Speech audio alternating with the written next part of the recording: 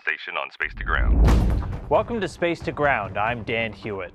A Russian cargo craft was lost during its flight into space. The Russian Progress 65 lifted off from the Baikonur Cosmodrome in Kazakhstan on time on December 1st. The flight was normal until just over 6 minutes when Russian ground controllers stopped receiving telemetry data from the vehicle.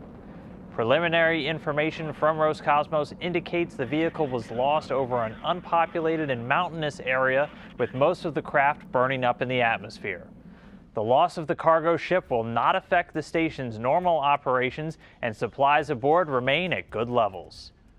This was a packed week with close to 70 hours of science work scheduled for the crew.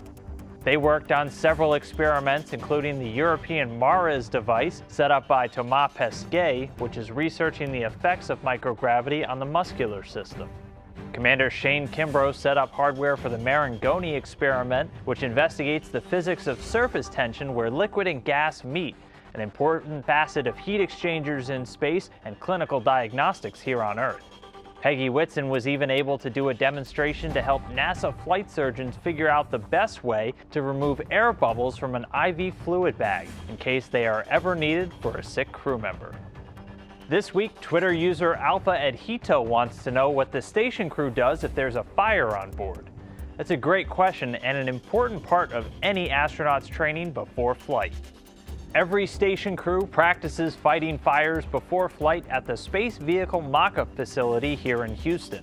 The station has smoke detectors that can immediately warn the crew.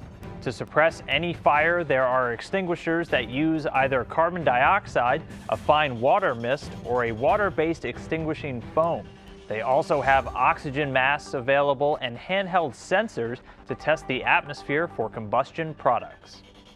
Keep sending in your questions using the hashtag #SpaceToGround. We'll see you next week.